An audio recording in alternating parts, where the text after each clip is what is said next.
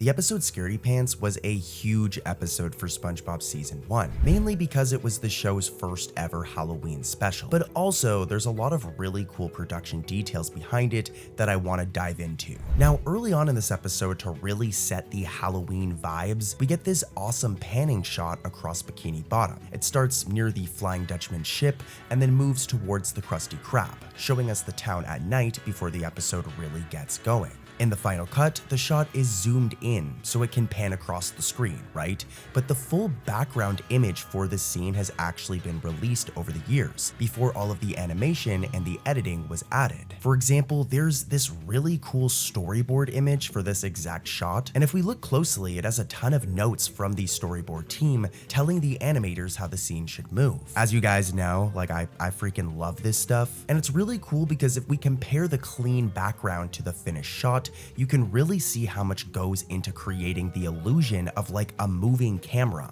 For example, I'm gonna recreate the panning shot with the image, and then right here, let's fade into the actual shot from the show, and you'll see just there's so much work put into shots like this. It's so freaking cool. In the final episode, these characters were animated on top of the background, and there's also foreground elements that were added like this seaweed right here, which make the shot feel more like layered, I guess. Like layered, I think is the right word for this. Now, this panning shot eventually leads us into the Krusty Krab, where we learn that SpongeBob is absolutely terrified of Halloween, and it makes sense. I mean, every year, no matter how hard he tries, people always end up scaring the crap out of him. Even Patrick wearing glasses and this fake mustache is enough to freak SpongeBob out. Hiya, SpongeBob! Sorry, I didn't mean to scare you. Why can't I be frightening for once? Well, SpongeBob gets so sick and tired of being the one who's always scared, so he asks Patrick to help him make a costume that will finally scare everyone else. Patrick's idea is to dress SpongeBob up as a ghost, but because SpongeBob is, square, hence his square pants, Patrick uses these hair clippers to shave pieces of his body off, so that he looks more round. What's the difference between that ghost and me? No, wait, don't tell me. Don't tell me, I can do this! Well, believe it or not, some people over on the European side of Nickelodeon felt that this scene was a little too inappropriate. And because of this, the scene was cut from most UK and Ireland airings, which I do think is kind of extreme. Like, it's not that bad of a scene, but it was most likely done because they were worried kids might try and imitate it by cutting an ear off or something like that. So I guess I do understand the concern, but I mean, it's SpongeBob. And let's be real, there have been way more graphic scenes in SpongeBob that have aired from season 1, so. But yeah, with SpongeBob's new costume ready, SpongeBob goes out and tries to scare people. And this gives us the debut of a few background characters. Now, the first one is pretty insignificant. It's the homeowner fish, this guy right here, who is completely unfazed by SpongeBob's attempt at being scary. Don't you kids want your candy? Now, normally a character like this would probably just disappear forever after one quick joke, right? But surprisingly, he actually shows up again later. To be fair, he did vanish for a long time from the series, but he did eventually return in the episode The String, where we can see him eating at the Krusty Krab. He then appeared again in the season 13 episode The Flower Plot, also eating at the Krusty Krab. So while SpongeBob's ghost costume didn't scare the dude at all, at least we can say that he's a loyal customer. He definitely likes SpongeBob's cooking. From here, SpongeBob keeps trying to scare people, and eventually goes after these 3 kids. And this introduces us to a very rare type of incidental character, extremely rare, guys. This is a big deal. Now, in previous episodes, we've talked about variant incidentals, for example, the fancy incidentals that were introduced in Culture Shock, or the teen incidentals that were introduced in The Chaperone. But for Scaredy Pants, the production team created a new type of incidental, these Scaredy Pants incidentals that all wear Halloween costumes. Now, the 3 kids that SpongeBob tries to scare are the Halloween versions of Incidental 42, Incidental 43, and Incidental 44. And we know this because of an early model sheet with their names scribbled on it here, as you can see. There were also Halloween variants made for this episode for Incidentals 41, 45, and 46, and a few others. Now, most of these designs were only used in this episode, they were exclusively made for this episode, and haven't really appeared ever since. But there is one exception, and that's Incidental 56, who surprisingly shows up again years later in Squid Furatsu. I always say Nofuratsu's name wrong, Squid Furatsu. Am I saying it right? Correct me in the comments. But yeah, it's pretty cool that this guy popped up, but all of these other like costume wearing characters you see in this episode, guys, are literally one-offs that like never appear again. And what's interesting is like this incidental variant wasn't given a name. Like I mentioned before, in the Chaperone, we have the teen incidentals, and then in Culture Shock, we have the fancy incidentals, and they were given names, like they're referred to as fancy or teen incidentals. But all of these characters in this episode, like there's no term for them or anything. It was like kind of confusing. I personally just call them the scaredy pants incidentals though. So yeah. Moving on though, after SpongeBob's failed attempt to scare people, the episode heads back to the Krusty Krab, where Mr. Krabs is throwing this really cool Halloween party. Sandy, Squidward, Pearl, and a bunch of those Halloween incidentals are all there dancing in costume. Sandy's costume is pretty funny because her air helmet makes her look like a legitimate fish in a fishbowl. Like that was actually a very creative Halloween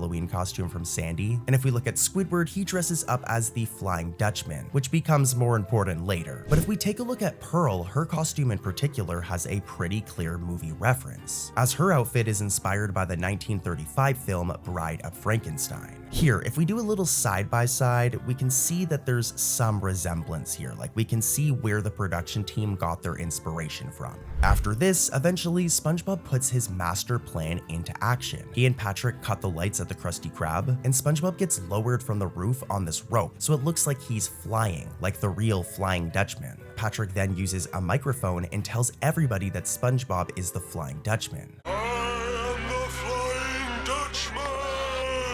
Booga, booga, booga, booga, booga. But yeah, this plan just completely fails when Patrick gets electrocuted by a jellyfish and drops his boy SpongeBob. Then the real Flying Dutchman shows up, and this is a pretty big deal because this was the character's true debut. Now, if you've been keeping up with all of my season 1 videos, you know that there was a picture of him that appeared earlier in the episode Squidward the Unfriendly Ghost, which technically was his first debut, but he doesn't actually show up in the flesh. Or would he even show up in the flesh because he's technically a ghost? But yeah, he doesn't actually show up, we just see a picture of him. However, in this episode, it was the first time that he actually appears as a character and has dialogue.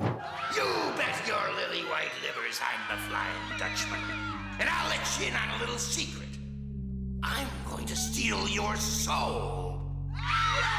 Now, one interesting detail here is that his design is slightly different in this episode. If you look closely, these pigtails right here are curly, while if we look at any other appearance of the Flying Dutchman after this, they're always straight. And I know this is such like a little random thing to even highlight, but as you can see, there is a slight difference between them. And this was actually planned, as there's an expression sheet for the Flying Dutchman and storyboard images from this episode that also show Dutchman with the curly pigtails too. So at first I was like, maybe this was the animators. As you guys know, SpongeBob is animated overseas by Rough Draft Korea, so I was like, maybe they made this mistake. But as we can see, even the storyboard team and production team, they also drew him with the curly pigtails. So yeah, but for whatever reason, after this episode, this was changed, and since he has always had straight pigtails. Again, I don't know why I'm over analyzing a cartoon ghost's hair, but that's what I do, man. That's what Cartoon Corey does. Now, in the end, the sheet is pulled off of SpongeBob's head, and what's underneath is so freaking disturbing that it scares everyone, including the Flying Dutchman himself. Hey, what do you know? I scared him! Patrick shaved so much of SpongeBob's body away that we can literally see his brain. And guys, I've got a treat for you, as what's really cool here is that storyboard images for pretty much this entire scene have surfaced, which is rare because usually we only get 1 or 2 boards from a specific moment, right? But in this case, we have the full scene. And since so much of this sequence is available, let's combine it with the final audio from the show and play an early version of the scene before it became a finished episode. Hey, what do you know? I scared him!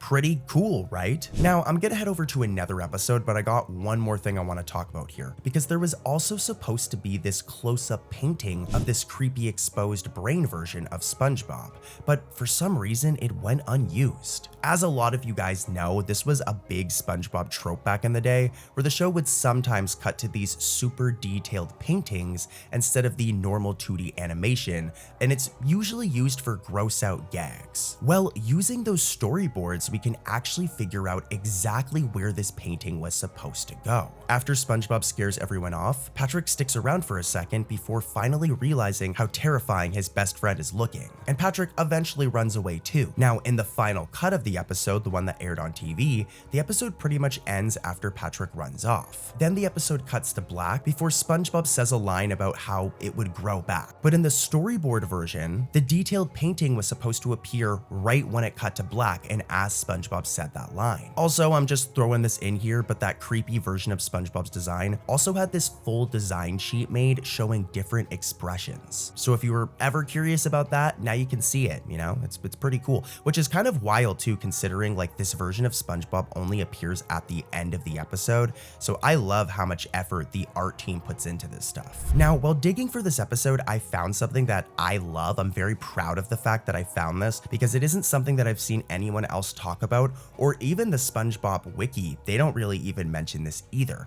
But you guys may have noticed that this was the first SpongeBob episode to take place entirely at night, right? Like the whole episode takes place at night. But interestingly, that might not have always been the plan. While digging, I found some of these early animation cells that show SpongeBob and the Flying Dutchman outside. And there's also these animation cells of SpongeBob in his costume during the daytime, plus another one showing Patrick. So at some point, there may have been a daytime portion of this episode, or maybe some test artwork was created before the final nighttime setting was fully locked in. Here's my theory. This episode takes place entirely on the night of Halloween. I think it was originally going to start during the daytime of Halloween, and then it was going to shift to the nighttime near the ending of the episode. But I mean, who knows for sure?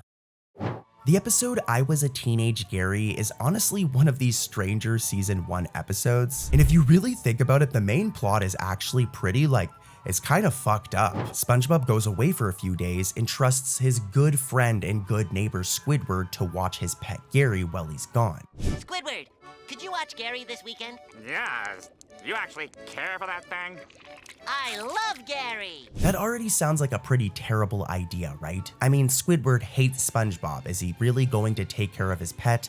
Well, no, he doesn't. In fact, Squidward completely neglects Gary. And by the time SpongeBob comes home, Gary's not looking too good, dude. Eat. You gotta finish this food. Now, one thing I noticed during this scene that was kind of weird is that Squidward acts as if he doesn't even know Gary or recognize Gary already. What's a Gary? Not a Gary, Gary! Which is strange, as if we rewind back to previous Season 1 episodes like Culture Shock, Squidward has already interacted with Gary. Like, he literally introduces Gary's performance during the Krusty Krab talent show in Culture Shock. And now, poetry by Gary. Plus, I mean, SpongeBob and Squidward are literally neighbors, right? So this dude has definitely seen Gary before, but for whatever reason, this episode treats Gary like an unfamiliar character to Squidward. But I mean, it's Season 1, I'm gonna give them a break. I can tell continuity wasn't necessarily a priority at this time. Well, like I said, after SpongeBob leaves, Squidward does exactly what you'd expect Squidward to do. Absolutely nothing. And to show how much time has passed, the episode uses a time card that says 3 days later. Now, as you guys probably know, this is a huge SpongeBob trope now, especially in the first 3 seasons, but this was actually the first time that a time card was written into an episode like this. And to be clear, it wasn't fully in that classic format yet, because the French narrator doesn't read it out loud, we just see text here, right? Like, it isn't what we normally know, where it's like 3 days later. That was a terrible impression. But yeah, the idea started here in this episode. It wasn't until a few episodes later in SB129 where the narrator, the French narrator, would actually start reading these time cards. I'll be out of here in no time. 1,000 years later. And from there, they became one of the show's most recognizable gags. What's cool though, is that this moment was even included in the storyboard, with the production team specifying that happy elevator music should play over it. But yeah, let's get back to the plot. Which, by the way, I just want to say, I got a comment recently of somebody saying I recap too much. What I do is I recap like this so that way I can give you all of the production details in order of the episode, right? Like, I don't want to just randomly bring up all of these points. I like how we're going in order from the start of the episode to the end, and I'm giving you context for all of it, if that makes any sense. So just for the record, I'm not recapping to pad out the videos, guys. I'm recapping so that way you get the full picture of everything. But yeah, back to the video. Once SpongeBob comes home and realizes Gary is sick and looks like he's about to die, this scene introduces a character who would become pretty important over time, and that's Incidental 116. Yes, it's just as I thought. What? This is definitely a snail. I knew it! Oh, Squid, did you hear that? Now, in this episode, his model sheet originally identifies him as the snail doctor, which makes sense because, you know, that's what he does in this episode. He's just there to help treat Gary. He gives SpongeBob a special serum that is supposed to be injected into Gary. So yeah, it makes sense. But after this episode, Incidental 116's role would expand a ton more, with him basically becoming the main doctor character used whenever the series needs a medical professional. For example, we see him again in the episode Suds, where SpongeBob gets taken in for sponge treatment, and he's continued popping up as the main doctor character all the way into much later episodes. For example, in Pardon My Wand, SpongeBob accidentally turns the dude into a water dispenser with this magic wand that he finds. So yeah, even though he starts here as a very specific snail doctor, he'd go on to be a very familiar character. And yeah, that serum is where this episode takes a big turn, as instead of injecting the medicine into Gary, SpongeBob accidentally injects himself, and this causes SpongeBob to slowly transform into a snail. And I'd say that this is probably one of the most memorable parts of this episode. You see? That's okay. I'm a lefty anyway. I mean, it's creepy and it's weirdly intense for SpongeBob, and it definitely sticks with you if you watched it as a kid. But this episode also created a pretty famous Mandela effect, which, if you guys don't know, a Mandela effect is when us humans remember something, like a very specific detail about something that didn't actually exist. An example is the Fruit of the Loom logo. A lot of us remember there being this like cornucopia or basket holding the fruits, but in reality, it's not a real thing. We just all remember it this way, and it's a Mandela effect. But yeah, that whole transformation scene actually created one, as a lot of people remember a scene where Squidward also transforms into a snail too. Now, to be clear, Squidward does become a snail in the final episode, but we never see his transformation. That's the whole confusion here. He just appears at the end of the episode already changed. But some interesting trivia I found while researching this episode is that a Squidward transformation scene actually was planned in the original outline. So the memory is not completely random. It's false, it's not real, your brain is lying to you. But it also makes sense why some of us may remember it this way. To be clear, even though it was planned, it never made it into the final episode. And it didn't even get storyboarded, so it's basically impossible that anyone actually saw it. People probably just filled in the blank because SpongeBob gets a full transformation, and then Squidward does suddenly show up as a snail later, so it makes sense. Also though, that original outline reveals another really cool production detail. As you can see right here, this episode was originally going to be titled Critical Conditions. We can also confirm this from the storyboards of this episode and the model sheets that, as you can see here, also list this working name before it eventually was changed to I Was a Teenage Gary. And another fun fact, it's actually a reference to the 1957 horror film I Was a Teenage Werewolf. Man, the production team loves making references to like old stuff like this, which makes sense, right? Like, these episodes were being made in like 1999, and they were being made by adults. So they were being made by people who probably grew up watching some of these movies and a lot of this older media during their teenage years and childhood. So you can't blame them. But also, speaking of that transformation scene, right?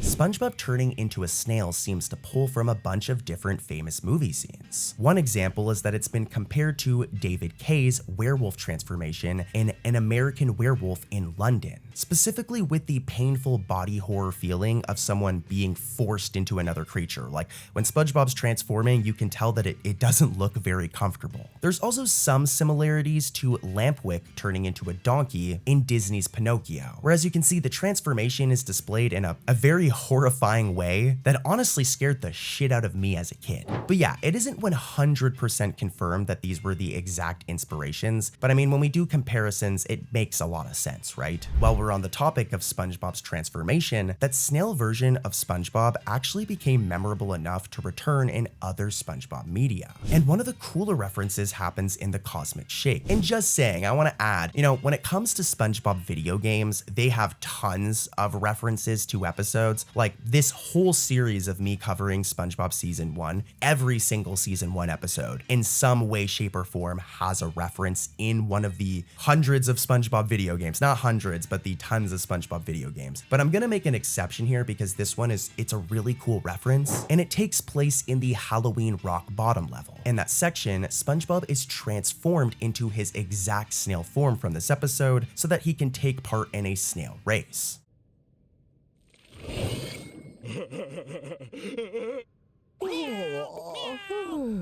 I love when the video games do like a direct callback to, the actual show. And maybe in the future, I'll do a video that is fully focused on SpongeBob video game references that directly reference the actual show or specific episodes. I think that'd be pretty fun, right? Let me know in the comments if you guys would like that. I was gonna say if you guys would fuck with that, but I still feel so uncomfortable swearing sometimes, guys. I have to break past that. Remind me in the comments, am I allowed to swear? Or does that turn you off of the content? Like, I'm not gonna be mad at you if it does. You know what I mean? Like, I should be my authentic self, but I don't think there's anything wrong with me catering to you guys a little bit.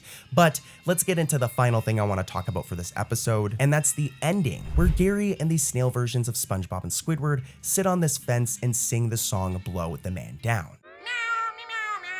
Meow, meow, meow, meow, meow.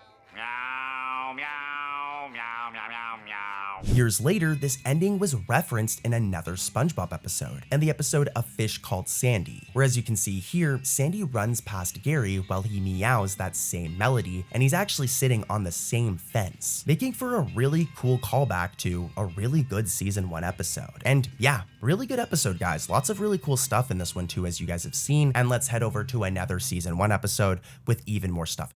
And real quick, I hate doing this. If you're new, please consider subscribing, guys. I'm one of the only SpongeBob sleep channels that uses no AI in my content. Like, I put love into these videos, as you guys can tell. There's no way I can make these videos so comprehensive without me digging and actually doing research. And it's because I love researching this stuff. And also, a big thank you to all of the people who are already subscribed. You guys have to hear me say this every video and give this spiel about subscribing. So thank you for sitting through it. I genuinely appreciate you guys. I'm not just saying that like from my heart. Cartoon Corey is very thankful for all of you, okay? And let's head into another episode. I love you guys. Yo, just a heads up, guys, my voice was a little bit off when recording this one. I just did a show with my band, and I had to do like screaming for this show, like holy cow.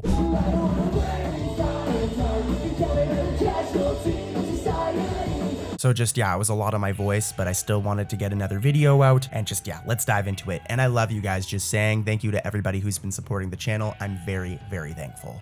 The episode Pizza Delivery is one of my favorite season 1 SpongeBob episodes. I watched this episode as a kid on TV, and I feel like it was one of the perfect examples of SpongeBob and Squidward's love-hate dynamic. And it actually makes sense when you look at where the idea actually came from. Back when SpongeBob was still being developed, Steven Hillenburg wanted to pitch an episode where SpongeBob and Squidward went on a road trip together. The idea was inspired by the 1989 movie Pow Wow Highway, which involved a more innocent character traveling with a crankier one. Hillenburg worked on this road trip concept with Aaron S. and Sherm C., 2 other writers on the show. And during that process, they came up with a lot of the gags and character ideas that would eventually be used in Pizza Delivery. But before that, at one point, this road trip story could have become the actual pitch episode sent in to Nickelodeon. But Hillenburg eventually moved away from that idea and chose Help Wanted instead, which looking back was probably the right move, since Help Wanted introduced SpongeBob, the Krusty Krab, and the basic world of the series in a much cleaner way. But that road trip concept did not go to waste. taste. Aaron and Sherm brought it back during season 1, and a lot of those early ideas they originally came up with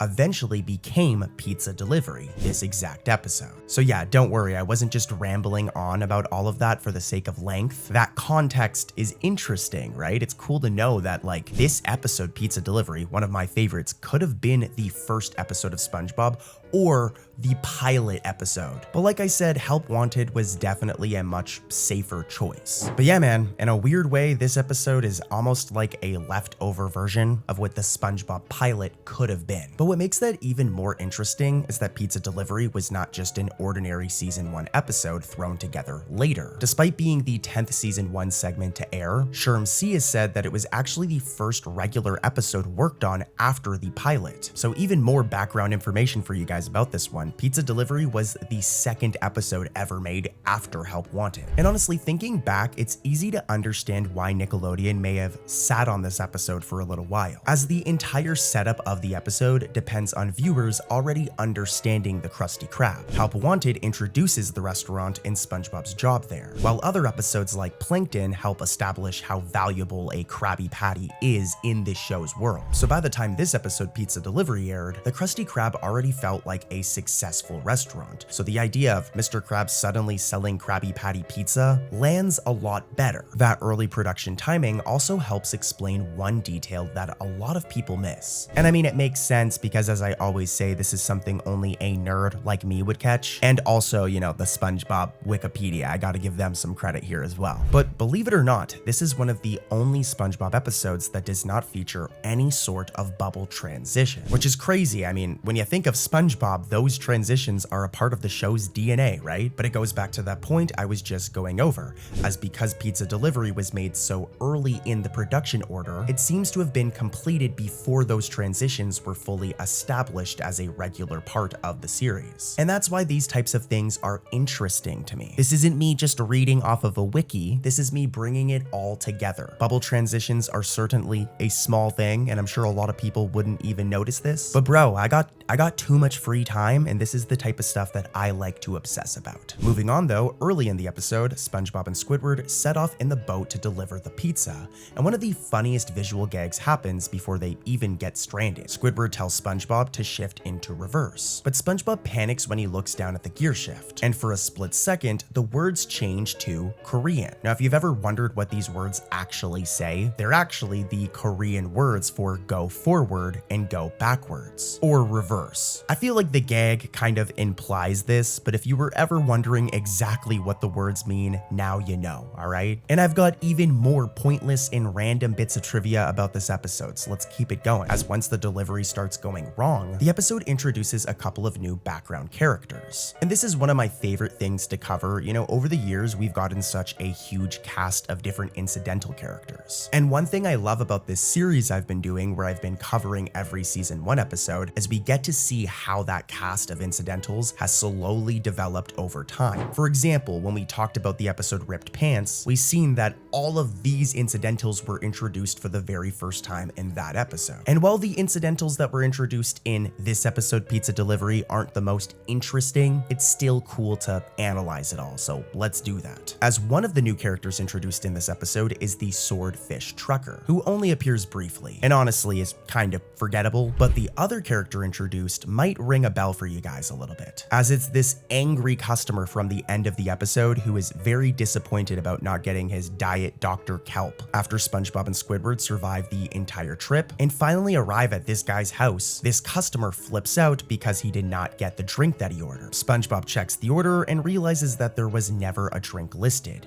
but the customer is not having it and the dude just tweaks out. And it actually leads to a really cool moment where Squidward stands up for SpongeBob, you know, the dude who annoys him and ruins all of his days off from work. He actually stands up for SpongeBob. But yeah, both of these characters were introduced in this episode. The Swordfish dude and then this guy, which he doesn't really have a name, we're just gonna call him the Rude Customer. Or, as as we like to say, the Crustomer. But another interesting thing about this character is that it looks like he may have been based on Incidental 6, as when we put these two designs side by side, we can see a little bit of a resemblance. So I'm going to assume that this rude customer fish was adjusted from an existing background fish rather than being created completely from scratch. Nonetheless, after this episode, this rude customer character would pretty much disappear from the series for years. And for a long time, his role in pizza delivery felt like a complete one-off, until he finally returned, and he's appeared a couple of times since. But hopefully he's gotten over that whole Dr. Diet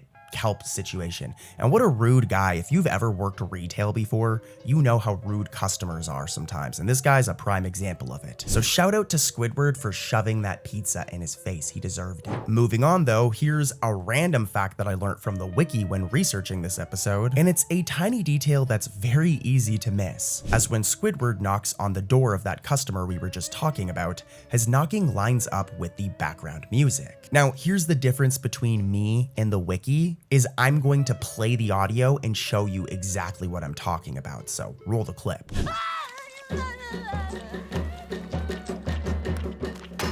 Now, it might have been intentional, or it might have just worked out perfectly in the final edit. Who knows? But either way, it is something that happens in this episode, and I wanted to talk about it. Oh, and before I forget and move on from this scene, for those of you who don't already know, that drink that the customer was complaining about, his Diet Dr. Kelp, is a very clear parody of Diet Dr. Pepper, which just thinking about that is making me really thirsty right now, guys. These voiceover sessions, you know, you gotta have a drink with you, and maybe for the next session, I'm gonna make sure I have a Dr. Diet Pepper or a Diet Dr. Kelp. Listen, all right, I'm an older millennial, I'm allowed to make cringe jokes like this, but another major production detail from pizza delivery has to do with the Krusty Krab itself, as this episode gave the art team one of the first concrete production references for the inside of the restaurant. Before this, they were still figuring out a lot of the Krusty Krab's interior layout. The episode Help Wanted had established the outside of the building and parts of the kitchen, but this episode Pizza Delivery helped lock in the dining area as an actual reusable space, as this piece of art was made for this episode and was most likely used as a reference shot for the animation. The art team needed a version of the interior that could be used consistently across the rest of the season, and this episode helped create that standard. Now, one last detail I find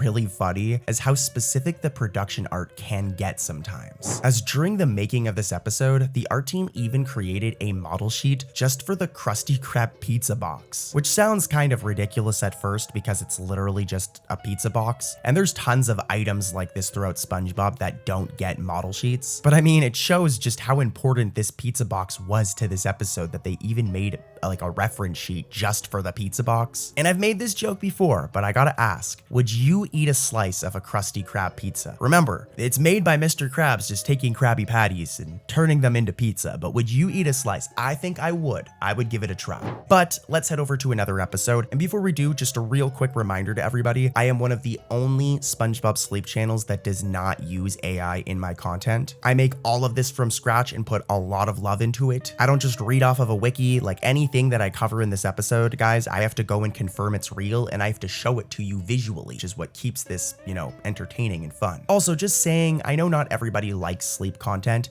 but there clearly is a big audience for it, so I do like the fact that I'm one of the few people that's providing this content for an audience that clearly wants it, but I'm not using AI, so just saying. But let's head over to another episode with more Easter eggs and facts and trivia and all of that nerdy stuff that I care about way too much.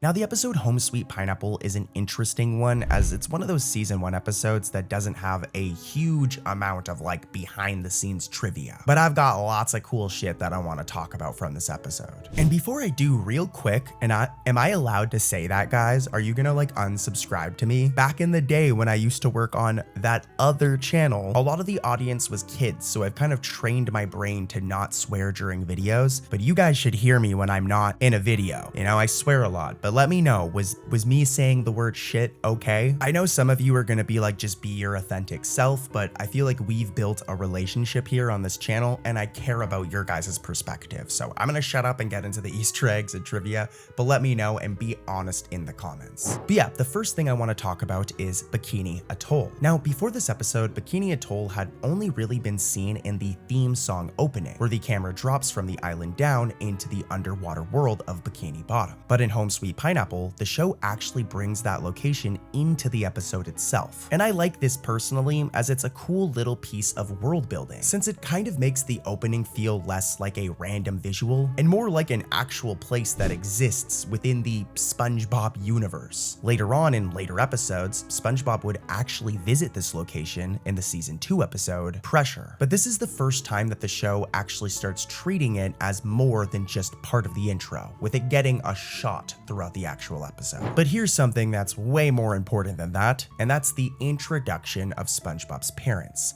Harold and Margaret SquarePants. After SpongeBob's pineapple house gets eaten by nematodes, which would really suck, dude. Like, they literally just eat his house and my guy's just homeless for a majority of the episode. But after that happens, he has nowhere to live. However, he does have one viable option, and that's moving back in with his mom and his dad. Any grown man's worst nightmare, to be honest with you. But yeah, this gave the writers a very natural reason to show them for the first time, right? It's a natural introduction to these characters. And it's important as it establishes that SpongeBob does have a family outside of Bikini Bottom. For all the episodes before this, it would just be focused on that main cast. But this was one of the first example of two semi-reoccurring characters popping up. After this, Margaret and Harold would go on to become semi-regular characters, like I was saying, appearing in other episodes like New Digs or Walhalla. But Home Sweet Pineapple is where the show first pulls back the curtain and lets us meet SpongeBob's family. Also, in my opinion, it makes SpongeBob feel like a little bit more grounded, because even though he lives by himself and works at the Krusty Krab, this episode reminds us that SpongeBob does still have a family that he can technically go back to. I don't know why I'm overanalyzing this stuff so much, but like I said, guys, I just like this shit, man. You know? I just like it. Why would I go outside and do productive things when I could sit here and obsess over every single season 1 SpongeBob episode? But let's get back to the program here, alright? As that focus on SpongeBob's family also leads into a weird piece of Patrick lore. If we rewind a little bit, when SpongeBob first needs somewhere to stay, Patrick talks about his own house and casually reveals that he was kicked out of his parents' house years ago for unknown reasons. Looks like we gotta move back with Mom and Pop. Well, you can't move back in with your parents. Well, my parents kicked me out of the house. I never went back.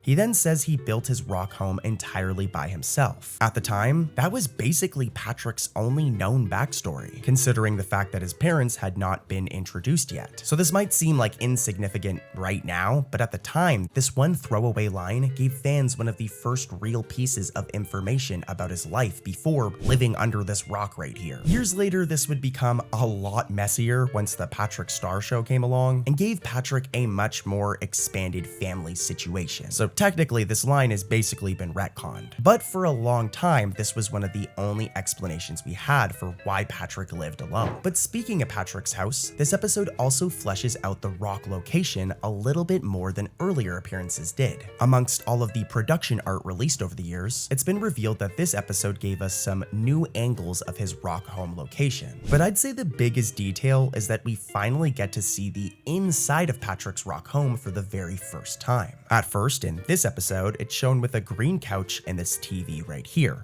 which makes it seem like Patrick actually has a small living place under the rock. But then, later in the same episode, like literally the same episode, when SpongeBob stays with him after losing his pineapple home, the two of them sleep outside, and in shots when the rock is lifted up, the entire interior suddenly looks different. The couch and TV are gone, and it's basically just like a flat surface underneath the rock. And again, this all happens in literally the same episode. It's kind of funny because Patrick's house would go on to become one of the most inconsistent locations in the entire series. Like, if we go to the episode I'm with Stupid, Patrick's home is presented as big enough for Patrick, his fake parents, and SpongeBob all to fit in there. But also, if we go to an episode later in the series like Breath of Fresh Squidward, the place is large enough for Patrick to host an entire party. And this just continues, so stay tuned. Like I said, I'm doing all of these season 1 episodes, but guys, my goal is to do every single episode of SpongeBob like this, all the way up until season 16 or 17. By the time I'm done, it's gonna be like season 19, which is bonkers. But you'll see all of these inconsistencies and changes over the years, and that's why this series is interesting to me. I'm gonna just reiterate, this isn't me just reading off the wiki. It's gonna be really cool when I put all of these into one video and we're able to go from episode 1 of season 1 all the way to the final segment of season 1 and see all of the changes and evolution of the series, which we've already done a lot so far because we're already like a decent way through season 1. So yeah, but that's pretty much it for Home Sweet Pineapple. Like I said originally, there isn't a bunch of crazy behind the scene details about this episode, but I do think the stuff that I did mention is interesting. All right, let's keep the deep dive into SpongeBob season 1 going with Muscle Bob Buff Pants. And I mean, if you know Ball, you already know that this is a really good SpongeBob episode. But before we dive into all of the production details and behind the scenes details and Easter eggs and all that stuff, let's talk about the plot so you guys have context. Now, at the start of this episode, SpongeBob is trying to work out, but the dude can barely even lift these 2 stuffed animals. But then Sandy shows up and makes things even worse by casually revealing just how ripped she is. I mean, look at Sandy's arms, dude, like she is jacked. She tries to help SpongeBob by bringing him over to her tree dome for some real training. But instead of motivating SpongeBob, it just makes him feel even worse. But that's when he ends up seeing a late night infomercial for Anchor Arms. With anchor arms! They slip on like a glove. Just add air. These inflatable muscle arms that make him look just as jacked as Sandy without doing any of the actual work. The commercial is actually like really funny because it feels very accurate to those early 2000s infomercials. I'm a millennial, so I actually grew up with these on TV, but this scene also introduces the shark nerd character. Now in the commercial, he's supposed to be the before version of the tough guy who uses anchor arms, but the production team ended up taking that nerdy shark design and reusing him as a regular background character. He is admittedly pretty rare, but he has shown up a handful of times since his debut, appearing in episodes like SpongeGuard on Duty, and even years later in Boss for a Day. So I guess in universe, maybe he was just an actor in the commercial. Like the nerdy shark guy and the more confident one that uses anchor arms are probably just 2 different actors, you know, because it was a commercial. But moving on, after SpongeBob gets his anchor arms in the mail, he immediately heads down to Goo Lagoon to show off around all of the other bodybuilders. And this scene is actually pretty important because it gives us the second appearance of Muscle Beach. This is when the location actually gets its name. It isn't said out loud, but we see it on a billboard sign right at the beginning of the scene. And just saying, I love the spelling here because even though the whole area is clearly based around like muscles and weightlifting, the sign spells muscle like this, M-U-S-S-E-L, instead of how you would actually spell like a bicep muscle, you know, M-U-S-C-L-E. And this is a cute little like pun referencing actual mussels, if you guys don't know. These things, the little shell-covered creatures you find on beaches, which just saying, I feel kind of evil saying this considering the context, but that's like actually one of my favorite seafoods. But anyways, lucky for us, some early artwork of this location and the billboard has been released over the years, so we can actually compare the rough version of Muscle Beach to what it ended up being in the final episode. The shots are pretty similar as you can see here. Speaking of that early artwork though, you may have noticed that this episode had a different title during production. As you can see on the artwork I literally just showed you, it was originally called Pump It Up, which honestly makes a lot of sense because SpongeBob literally has to pump up the anchor arms to make them work. We see him do this multiple times in the episode. I will say though, I do think Muscle Bob Buff Pants is a lot better. It's just an iconic title, but maybe that's because I'm used to it. Have you guys seen SpongeBob anywhere? You mean Muscle Bob Buff Pants? He's in there. Whatever, thanks. Now, once SpongeBob gets to Muscle Beach, we get a slow panning shot of all of the bodybuilders working out. And this is where the episode introduces us to a bunch of new incidental variants. Before this episode, the show already had a few muscular background characters, the most notable being Incidental 24, who first appeared back in Ripped Pants. But because Muscle Bob Buff Pants is so focused on weightlifting and bodybuilders, the production team needed more variety than just using the same beach-goer fish that were all introduced for Goo Lagoon back in Ripped Pants. So to solve this, they created multiple variants of Incidental 24, with around 6 different versions being made. Each one was given a different letter to separate them. For example, there's Incidental 24B, Incidental 24C, and Incidental 24Q, and so on. As you can see, they all have the same general bodybuilder look, but they each use different colors and slightly different fin shapes to make the beach feel more populated. It's a very small thing, but I really like that the artists put this much effort into what could have been easily just another throwaway background shot. Also, what's interesting here is that even though they were just made for this one episode, some of the variants have continued popping up years later.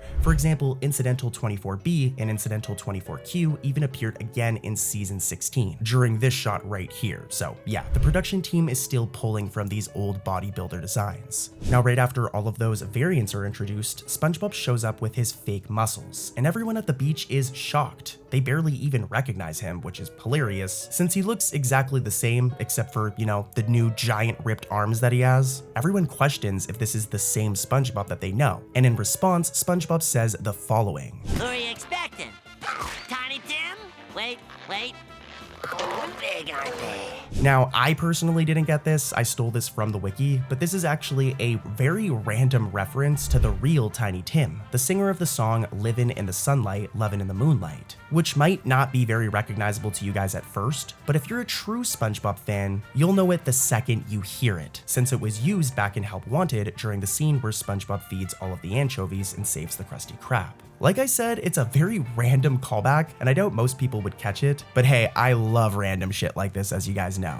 Now from here, SpongeBob starts showing off a little too much, and Sandy eventually pushes him into the beach's anchor throwing competition. This is obviously a huge problem for SpongeBob because the dude only looks strong. He is still a pretty big weakling. For example, earlier in the episode, he can't even lift his drink up at the juice bar. So throwing an anchor is like completely out of the question. But yeah, once the competition begins, the episode introduces another type of background character, and that's the crowd incidentals. These were created because the competition needed an audience in the bleachers, and instead of animating a ton of unique fish individually, the animators made 6 crowd incidentals and looped their movements. Here, I'm gonna show you guys. If we watch the audience shots closely, especially if we slow them down, we can see that they all use the same animations. They're just like repeated and looped and timed differently to give the illusion that there's a bunch of different fish here in this crowd. It's actually a really smart animation shortcut because it makes the scene feel busy without requiring every single character to be animated from scratch. Even to this day, the show uses this technique. For example, here's a more recent episode. If we look at the episode Sports and we look at all of the different crowd shots, we can see that they still loop animations, but at least at this point, there's a ton of different variety with the different incidentals. Now, as expected, SpongeBob completely fails once it's his turn. The dude can't lift the anchor and his fake arms end up exploding, which results in everybody realizing that SpongeBob was just capping and lying the entire time. The dude literally ordered muscles in the mail. Talk about LARPing. See guys, I'm a millennial, but I learned that word the other day. I know what LARPing means now. Am I cool, guys? Am I cool? To all my Gen Z viewers, am I cool now? No. But yeah, weirdly enough, it seems that SpongeBob might not have been the only one cheating during this scene. As if we watch Sandy during the competition, she doesn't actually throw her anchor like everyone else. She like throws it upward and then kicks it when it comes back down. Now, in a real competition, this move would probably get her disqualified immediately because that is absolutely not like a normal throw. But in the episode, she actually gets the highest score and wins anyways. But yeah, it's easy to miss, but Sandy technically cheats in this episode as well. Moving on though, this competition also gives us a small but interesting piece of incidental character lore. The character Incidental 32 had already appeared before this episode in Ripped Pants, but at this point he was just another beach background character. However, in Muscle Bob Buff Pants, the announcer actually gives him a name when he competes. First up, Dom the Whale. 200 yards! Wow, let's see an instant replay. It's very easy to miss because it's just a quick announcement during the contest, but now you know that this is the episode where Don the Whale first got an actual name. But also though, the same thing happens with Sandy. Before this episode, we didn't actually know Sandy's last name. We only know that her name was Sandy and she was a squirrel. But when the announcer also calls her up to compete, he refers to her as Sandy Cheeks, thus giving us the first reveal of her full name. So yeah, this episode actually quietly adds a ton of little bits of lore to the series. It's just very easy to miss because I mean, who pays attention to this stuff? But now you know, if you're ever with a group of friends, you can be like, just so you know, Sandy got her last name for the very first time in Muscle Bob Buff Pants. Loser. Now I'm gonna move on from this episode soon, but I've got a couple of more things. And the next one takes place during that same competition scene, as when Larry throws his anchor, the grunting noise sounds like it's performed by a completely different voice actor. Here, let's take a listen to Larry's regular voice. Dude, You're ripped. And now let's take a listen to the noise he makes when he throws the anchor in this episode. Larry the Lobster. Yeah, it sounds completely different, and it actually sounds very familiar. And that's because it was likely performed by the voice actor of Patrick, Bill F. I mean, I'm gonna play the clip again, and you'll hear it like that 100% sounds like Patrick, right? SpongeBob, is that you? Now, I don't know why this happened, but it was most likely a situation where like Larry's voice actor did not record that line, but Patrick's voice actor was in the studio, so they just had him do it, which also makes sense considering the fact that like Patrick is a main character, so he'd probably be in the studio all the time, the voice actor, whereas Larry was more of like a side or background character in season 1. He only appears a few times, so I doubt that his voice actor was in the studio as often as Bill, Patrick's voice actor, so they just had Patrick's voice actor do the line. I'm over explaining this, but it tripped me out when I heard it, and now you guys know. But we're not done with this episode yet, as in the end, the episode ends back at Sandy's house, where she gives SpongeBob a new workout routine, where he clicks through TV channels with a remote to strengthen his fingers and arms. Now, I don't know if this actually works, because SpongeBob's arm literally falls off during the scene, but more importantly, this scene actually gave us our first real look at Sandy's living room inside of her treehouse. Before this, we had seen like the inside of her tree dome before, and we also got one very quick bedroom shot in Sandy's rocket. I'm showing it on screen right here. But this one scene at the ending of Muscle Bob Buff Pants is the first time that we got to see a more detailed interior living space inside of the treehouse itself. And it's funny because it only appears for like a few seconds, but the background painting is actually like really detailed. And here's another random but fun fact about the scene.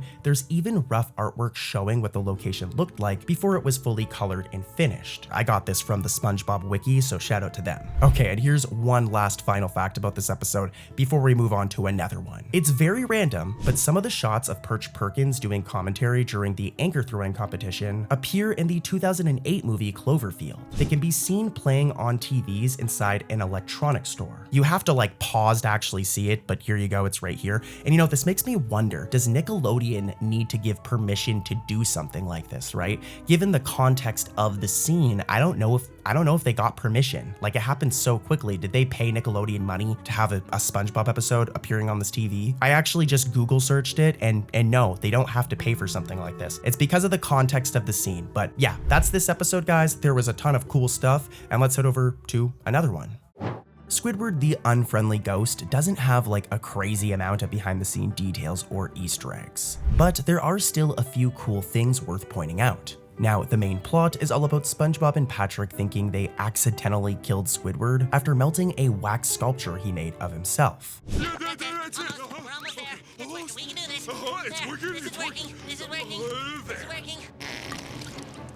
Patrick, this isn't working. After this, the real Squidward walks out covered in powder. And because they think that they just literally killed him, they start to think that the real Squidward is the ghost of the Squidward they killed, and they immediately panic. From there, Squidward realizes what's going on and takes full advantage of it, which makes sense because, you know, it's Squidward we're talking about here. Here? No, too wet. Keep going. Keep going. Here? Too loose, la track. He forces SpongeBob and Patrick to do whatever his ghost commands, with them under the impression that if they don't, they'll be haunted for the rest of their lives. This whole setup happens pretty early in the episode, and luckily, a lot of early artwork and storyboard material from these scenes has surfaced over the years, and I've got my hands on all of it thanks to the SpongeBob wiki. For one, there's an early sketch of SpongeBob and Patrick reacting after they think they melted Squidward, and a shot of the sculpture's face with Patrick's butt imprint in it. And there's even a storyboard panel of SpongeBob and Patrick begging Squidward's ghost not to punish them. Which, as you've seen, I've lined up all of these different, pieces of art with the final scenes from the episode. And yeah, it's really cool to see how much of the original staging made it into the final episode, right? Heck, the art team even made model sheets for the fake wax Squidward sculpture itself, which is kind of insane when you remember that it only exists to get melted down. It's like in the episode for like maybe 30 seconds. But that's one thing I've really noticed while covering season 1. The production team put a lot of effort even into the smallest one one-off props and character designs. Which I will say, maybe that was normal for cartoons from this era, but it still shows how much care went into the final product. Those model sheets also reveal a pretty neat production detail. As you can see right here, during development, this episode had a different title. It was originally called Squidward's House of Wax. The writer of this episode, Sherm C, later confirmed online via Twitter that this title was partially a reference to the 1953 horror film House of Wax, which kind of makes like perfect sense when you know the plot. And just saying, I found that interaction with Sherm C on Twitter myself. I didn't get that from the wiki. But yeah, let me know in the comments what title you guys prefer. Like, if you think about it, Squidward's House of Wax actually explains the original joke of the episode even more clearly than the final title. But I mean, Squidward the Unfriendly Ghost is so iconic. And also, just another random bit of trivia for you guys, Squidward the Unfriendly Ghost was most likely a reference to Casper, you know, like come on. Also, speaking of Squidward's house, I really want to highlight the interior of his home during these opening scenes, especially his art room. Squidward had already been established as an artist before this, mainly through these self-portraits we seen back in the episode Opposite Day, which is where, you know, the art team really started to add this element to Squidward of him being an artist back in Opposite Day. But this episode pushes that idea even further, with his art room having way more personality in this episode.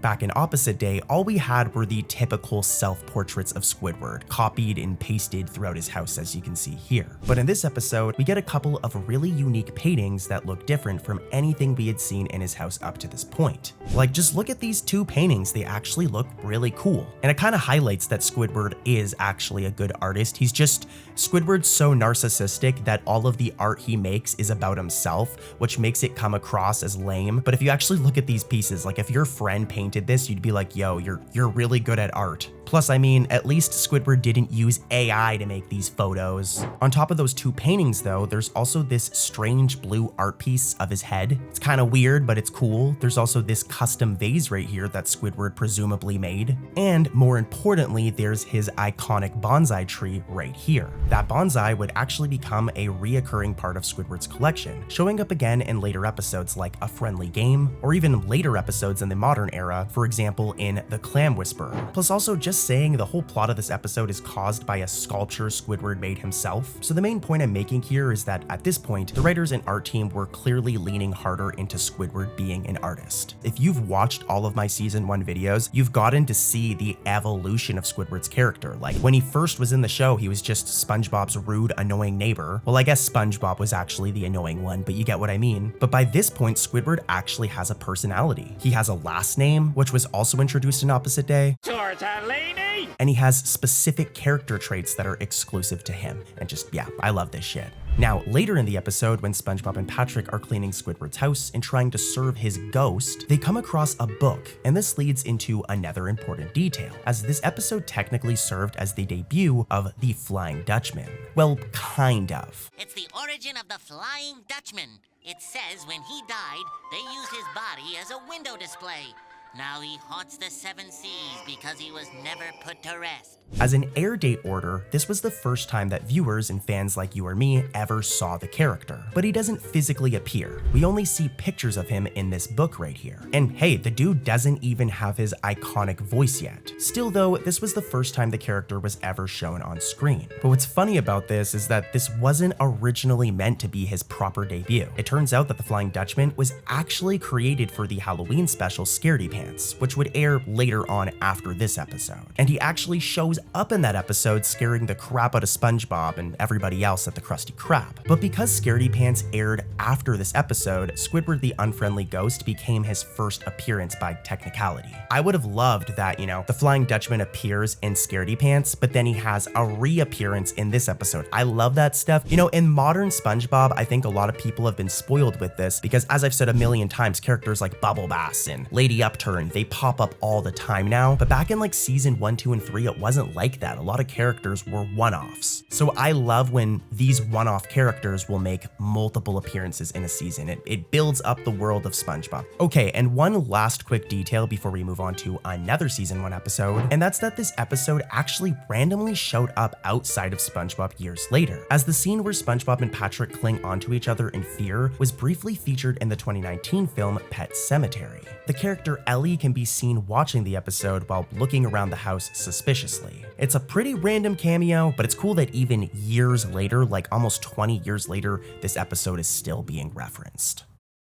Now, the episode Boating School does not have a ton of like hidden production trivia, especially compared to other season 1 episodes, but it does have some very important details. And I mean, the biggest reason that this episode matters is that it introduced Mrs. Puff and her boating school, one of the most important supporting characters throughout the entire series. Now, what makes her debut even more interesting is that Mrs. Puff was not just created because the writers randomly wanted SpongeBob to have a teacher. Her creation was actually tied to Nickelodeon's early concerns about the show. After Steven Hillenburg pitched the pilot episode, Nickelodeon executives did not immediately greenlight the series exactly as he presented it. And one of the biggest changes they wanted was for SpongeBob to be a child who went to school, with every episode focusing on his school life. And I mean, that would have made the series completely different from what it became. Well, Hillenburg did not want to turn SpongeBob into that kind of show. So Mrs. Puff and her boating school became the compromise, as SpongeBob could technically attend a school, which technically gave Nickelodeon what they asked for. But at the same time, the series did not have to become completely centered around classrooms or homework. So yeah, it was a very good compromise. And just saying, I actually found this concept art of Mrs. Puff right here, giving us a look at one of the earliest versions of the character. But what's even crazier is that SpongeBob being unable to drive was not actually a part of the original plan either. Today, SpongeBob failing his boating test is one of the most familiar running jokes in the entire series. But according to the June 2003 issue of Nickelodeon magazine, Hillenburg had not yet come up with the idea that Mrs. Puff and SpongeBob would be stuck in an endless quest to get him a driver's license. And as a matter of fact, some early development artwork even showed SpongeBob driving a submarine-like vehicle with no trouble at all. The original theme song also shows him driving several different vehicles, which again just proves the point that originally this concept of SpongeBob not being able to drive boats, as seen in this episode Boating School, was not the original plan whatsoever. Moving on though, since Boating School introduced a brand new location in this episode, the art team also had to put a lot of work into designing it properly. And we can see this as this is one of the first episodes where model sheets and reference drawings were made for almost every single shot of this new setting. I mean, Mrs. Puff's boating school was not just a quick background that appeared once and disappeared. It needed to function as a legit location that the series could return to. So all of these different model sheets I'm showing right here were made to make sure that the location had a consistent design. And I imagine it especially helped the animators. Also though, this episode introduced one of the most famous running gags throughout the entire show, and that's Fred yelling, "My leg," after a crash.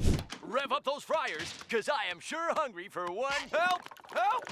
My leg! Can't you see we're closed? Now, Fred had appeared before this as a regular incidental character, and he'd continue to be more of a background character for many years after this, but this episode is where his signature catchphrase really begins. It's the first time he ever does it. Oh, SpongeBob, why? This gag became one of those SpongeBob jokes that could show up almost anywhere. And I guarantee you, if you go like outside right now and you just go in a group of people and you yell it like that, someone will laugh and know what you're referencing. But yeah, it's cool to see where it originally came from. And it's crazy to think that this one gag eventually led to an entire episode about Fred and him breaking his leg. But as you guys know, I love to talk about locations in SpongeBob and how they change episode to episode. So let's talk about that, as this episode also adds a few details to SpongeBob's pineapple home. One of the smaller but still noticeable additions is the first appearance of SpongeBob's library. The show had already shown different parts of his home before, but this episode expands on the interior a little bit more, a location that even appears in some video games and media outside of the actual show, for example in Battle for Bikini Bottom. As for background characters, Boating School did not introduce nearly as many incidentals as episodes like Pickles or Ripped Pants. I've covered those episodes in the past, and as you guys know, they introduced a ton of characters. But Boating School still did add a couple of new faces to Bikini Bottom. But I will admit, they're not the most memorable and they're kind of underwhelming, but incidentals 25, 26, and 50 all made their debuts here. Like I said, they're not the most iconic background characters in the series, and honestly, most fans probably don't even recognize them. But this is an example of season 1 constantly building up the population of Bikini Bottom. But also, there's a weird inconsistency with Mrs. Puff's voice throughout this episode, which does make sense considering this is like literally her first appearance ever. But at one point, she inflates in this episode, as you can see in this clip right here. Oh, SpongeBob. Why? Mrs. Puff, I think I cheated. As you just heard, after Mrs. Puff inflates, she briefly speaks with a deep voice. But what's really weird is later in the episode, when paramedics put her into this ambulance, she speaks with her normal voice, even though she's still puffed up. Okay, boys, take me away. The show would keep being inconsistent about this detail for a while. For example, in Sandy's Rocket, Mrs. Puff speaks with a deep voice the entire time that she's inflated. But if we jump over to the episode Pranks-A-Lot, she uses her regular voice even though she's puffed up.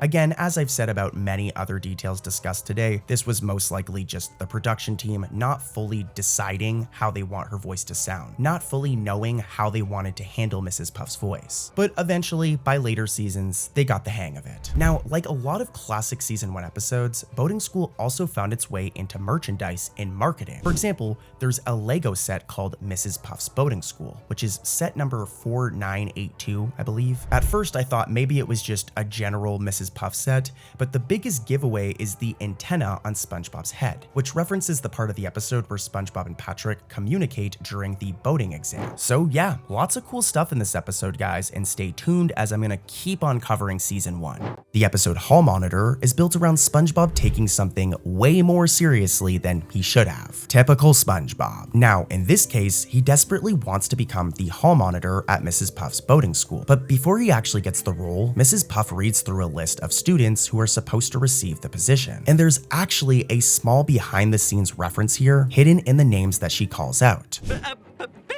she graduated. Henry, Vera, Clayton. Now, as you just heard, 2 of the names on this list are Clayton and Vera, and these are not just random student names. Clayton is the name of series creator Steven Hillenburg's son, while Vera is the name of producer Derek Dryman's daughter. It's a quick little detail, but it's a nice example of the crew sneaking personal references into the show. And I mean, imagine how cool Clayton and Vera felt like going to school and being able to tell people, oh, my dad referenced me in this episode. I definitely would have bragged about that at school back in the day. But yeah, after this, SpongeBob gets the job for the day. And of course, SpongeBob immediately treats the job like it's the most important responsibility in Bikini Bottom. At first, he's only supposed to be helping around the school, but SpongeBob being typical SpongeBob, he pushes the role way beyond what Mrs. Puff intended. The dude starts acting like he has actual authority over the entire town. And one of the funniest examples is when he begins directing traffic.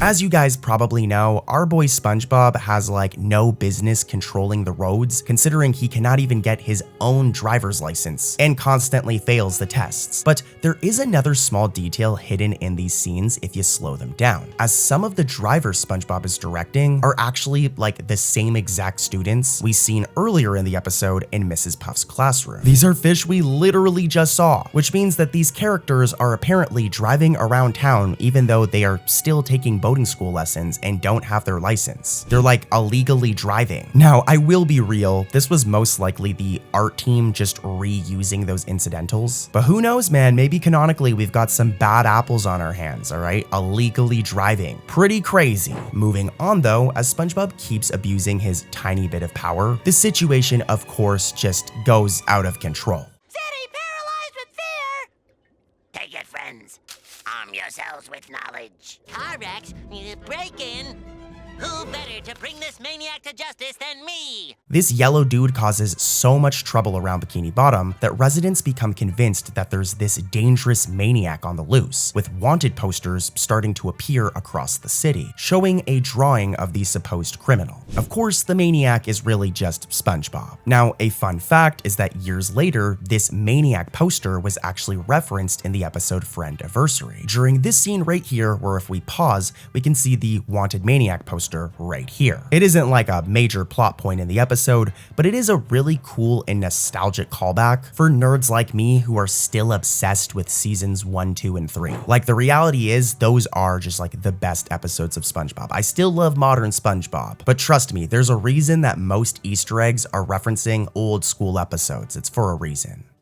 The episode Jellyfish Jam has a really interesting production detail that is honestly very easy to miss. But believe it or not, this was the only episode of SpongeBob SquarePants to feature just 2 voice actors. So literally just only 2 people do all of the voices throughout the whole episode. And those 2 people are the legendary Tom Kenny and Roger Dumpass. Squidward, look at my new pet.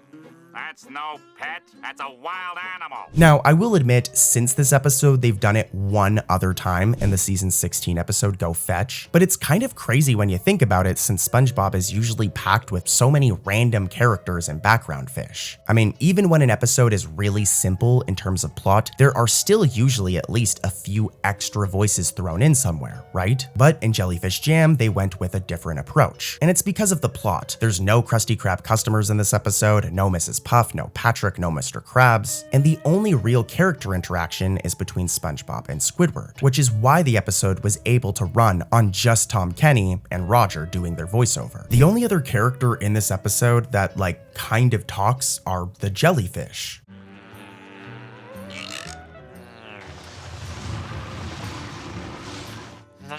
But guess what? Even the jellyfish were voiced by Tom Kenny. But let's head over to another episode with even more interesting Easter eggs and trivia. The episode Naughty Nautical Neighbors is another pretty important early SpongeBob episode, especially because it expands the neighborhood in ways the series would keep on using for years to come. But before we get into all the locations, which is something I love to nerd out about when it comes to SpongeBob, but before we get into that, one interesting behind the scenes detail about this episode is that it originally had a completely different name. Instead of Naughty Nautical Neighbors, it was originally called Friendly Fire. And we know this because that earlier title has been revealed through behind-the-scenes production art released over the years. For example, if we look at any of the model sheets from this episode, we can see that it uses that old title, Friendly Fire, which I personally think was a better name for this episode, as it makes sense for the story since the whole plot begins with Squidward tricking SpongeBob and Patrick into fighting with each other. But yeah, since this episode was still very early in the show's run, it also served as the first appearance of several important background locations. Most notably, this was the first episode to show the backyard areas of SpongeBob, Squidward, and Patrick's house, or I guess Patrick's rock. And hey, these designs have stayed mostly consistent since their debut, which is really cool because that's not very common with SpongeBob. However, I will admit SpongeBob's backyard does have some weird inconsistencies over time. For example, in this episode, SpongeBob's backyard clearly includes a garage, which is a detail that should be a part of the layout. However, in some later episodes, it's completely left out. For example, in certain shots during the episode, Something Narwhal This Way Comes, the garage is just missing, and even the windows are gone. The same thing happens in the episode I Had an Accident, specifically during the scene where Sandy and Patrick try to bring SpongeBob this delicious looking cake. As you can see, the backyard is supposed to be the same location, but that garage is just missing, and I highly doubt that SpongeBob paid for renovations to get the garage removed from his house. To be fair though, more often than not, especially in modern SpongeBob, the art team does get the backyard right. In fact, it really looks like the crew may have used this exact shot from Naughty Nautical Neighbors as a reference shot in future seasons. For example, if we take a look at the episode Swimming Fools, and we do a side-by-side of the shots of SpongeBob's backyard from that episode and Naughty Nautical Neighbors, it's almost perfect. I mean, look at how similar they are. The only difference is that all of the fences are missing, but I mean, it's not that big of a deal, it's close enough. Moving on though, this episode also expands Squidward's house in a major way, as before this, we had seen Squidward's bedroom, and only that, but this episode gives us the first look at his living room and bathroom. These areas of Squidward's house were created specifically for this episode since the plot needed SpongeBob and Patrick to spend a lot of time inside Squidward's house, since they were both trying to make him their new best friend. Well, how about some soda, guys? Yes, please. Thanks, friend. How about some for your best friend? Thanks, best friend. Since so much of this episode happens there, the art team had to build out more of Squidward's home instead of only showing the outside or his bedroom. And what's cool is just like the backyards, these rooms have stayed pretty consistent over the years. If we take a shot of Squidward's living room from this episode and compare it with any shot of his living room from a future episode, we can see they're pretty much the same. For example, here's a side-by-side between a shot of it from Enchanted Tiki Dreams and then this episode, Naughty Nautical Neighbors. And you guys see what I mean here. Now, even though though some of the locations became more defined in this episode, I guess you could say, with the introduction of some locations, SpongeBob's bedroom does have a strange one-off difference. It's very hard to notice unless you do a side-by-side, but the inside of his room looks slightly different from how it appears in other season 1 episodes. For one, the wallpaper is much darker, and I'm circling it, but there is no visible furniture near the window, like there normally is in other shots of his bedroom in other season 1 episodes. But moving on, years later, Naughty Nautical Neighbors was referenced again through a small Easter egg in the episode Friendiversary, as during this scene right here, exact frames from this episode are used. And just to prove it, here's a side-by-side. So even in the modern day, this episode gets referenced. The episode Plankton is one of the most important season 1 episodes because it introduces two characters who would eventually become a massive part of SpongeBob history, them being Sheldon J. Plankton and of course his computer wife Karen. Now before this episode Plankton, the Krusty Krab didn't really have a main villain. Well, that changed in this episode. And though the character starts off tiny, both literally and in terms of his early role within the show, this episode sets up the entire Chum Bucket versus Krusty Krab dynamic. But a funny detail about Plankton's creation is that Doug Lawrence, the voice actor who ended up playing him, originally wanted to use that now iconic Plankton voice for SpongeBob instead. I know you got it. I know you got the secret formula on you right now. So hand it over. Hand it over. When he was first brought in for voices, he auditioned for SpongeBob and specifically used the Plankton voice during his pitch, which is just crazy to imagine. Imagine SpongeBob with Plankton's voice. I came in auditioning for that, and I did the Plankton's voice for the SpongeBob character, because it was a voice that I was in, this deep voice that I used to do that used to make Tom laugh. And I never really had him as a voice. I just did him sometimes in the Rocco records. And Tom Kenny would always laugh when I would do that. Like I said, it's crazy to even imagine like a world where SpongeBob uses Plankton's voice. But yeah, this didn't end up happening, as most of you know. After Stephen Hillenburg heard Doug Lawrence's pitch tape, he immediately felt that the voice was actually more suited for Plankton. But Nickelodeon themselves apparently were not fully convinced at first, with Doug stating on many occasions that Stephen Hillenburg really had to push for him and prove that he was right for the role, which again is crazy because this dude just nails Plankton's voice. So imagine if somebody else voiced the character. So we figured this is, it should be a slam dunk. Instead it was, we're still, we saw you want to hire Doug, but Steve would go, can you write something and record it and send it to New York? I kept writing things at my desk. That's Plankton. This fast, writing down stuff for me to say, printing it out, running downstairs, recording it, and they're sending it to New York, and I did that a few times.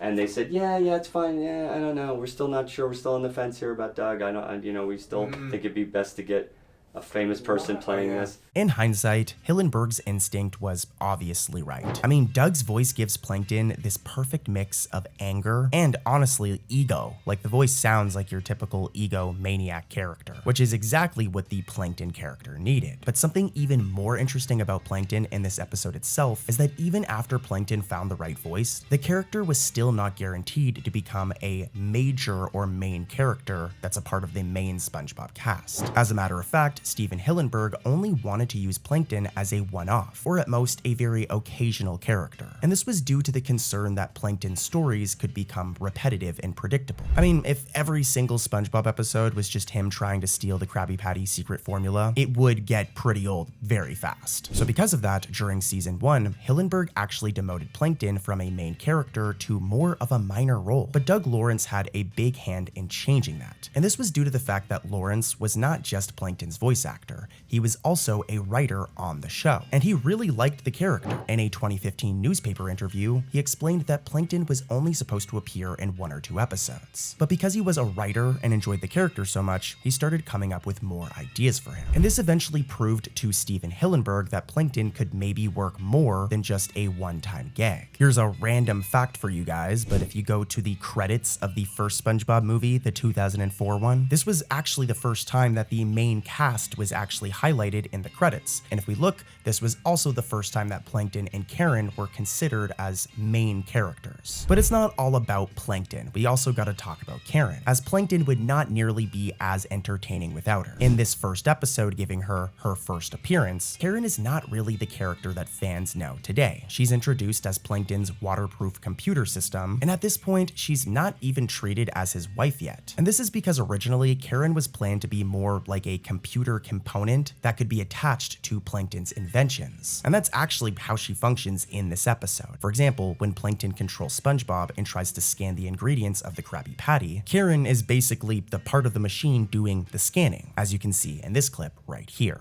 Seaweed. 50% sea, 50% weed. Like I said, it's a very different Karen. She isn't arguing with Plankton, and honestly, she's closer to like a text-to-speech program than an actual character. But as we all know, this would be refined over the years. Eventually, Karen becomes Plankton's wife, and honestly, the smarter half of most of his plans. She isn't just a computer, but she's now also his nagging wife who feeds him holographic meatloaf and also assists in all of his nefarious plans. And this was all thanks to Doug Lawrence. As once Lawrence decided that Plankton and Karen should basically be an inseparable duo, Karen's role started evolving to what I was just talking about, her being Plankton's wife. But I am kind of rambling here because none of that is really present in this episode Plankton, at least not yet. But it's cool to see this early version of the character before she evolved into what we know today. And also, looking back at this early version kind of makes it easier to understand why Steven Hillenburg may have been worried that Plankton's stories would become repetitive, considering that the actual dynamic between Plankton and Karen was not even figured out yet. But yeah, let's move on from this because I've spent a lot of time on the origins of Plankton and Karen here, but this episode itself also has a bunch of trivia and weird details that I'd like to point out. And one of them happens right at the start, when SpongeBob and Mr. Krabs laugh together at the Krusty Krab, as SpongeBob's laugh here sounds like a variant of the iconic laugh that we all know. But at the same time, it's not really the same. Here, take a listen.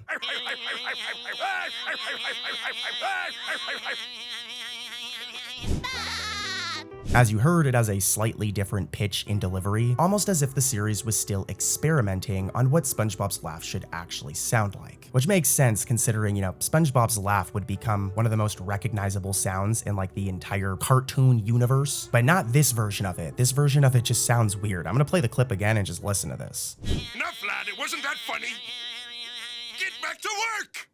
Now, what makes this one even more interesting is that this exact alternate laugh appears as an unused sound file in the game Revenge of the Flying Dutchman. The more familiar laugh, the iconic one that we all know, did make it into the game, which makes it seem like this version was consciously dropped and just scrapped at one point. But also, there's another small one-off design choice later in the episode when SpongeBob goes to sleep. As if we look at his mattress, it actually has flower prints on it now. It's not a big deal, but this is kind of unusual because SpongeBob's mattress has never had these flower prints before this episode. Like, here's a shot of it before this episode, and even after it, it's just never happened again. Which, don't get it twisted, yes, SpongeBob's blanket is the thing that usually has a flower pattern, but not the actual mattress. So this was most likely either a small art team mistake or another case of the production team still experimenting with SpongeBob's room design, which, as you've seen if you've been watching my videos, season 1 has quite a few moments like this, where a background detail does not fully match up with what would later become the standard in the series. They're not a big deal, but I'm just a nerd and love catching this stuff. But yeah, while SpongeBob's bedroom has that odd mattress detail, Plankton also gives us a couple of important location debuts that actually stayed very consistent over the years. For example, this is the first episode to ever show SpongeBob's kitchen and Squidward's bedroom, both locations that would appear again later on multiple times. And to give the art team credit, they actually stay pretty close to how they look here, which is interesting because a lot of early season 1 locations have small changes before the art team fully locked them in. But these two spaces in particular were already pretty solid from their first appearance. Moving on though, like a lot of classic season 1 episodes, Plankton has also been referenced years later in newer SpongeBob episodes. For example, in season 16, Patrick's grandfather, Grandpat, quickly travels back to this episode during the time travel special, SpongeBob and Patrick's Timeline Twist Up, which is actually pretty common, again again, if you've been watching all of my season 1 content, this episode from season 16 comes up a lot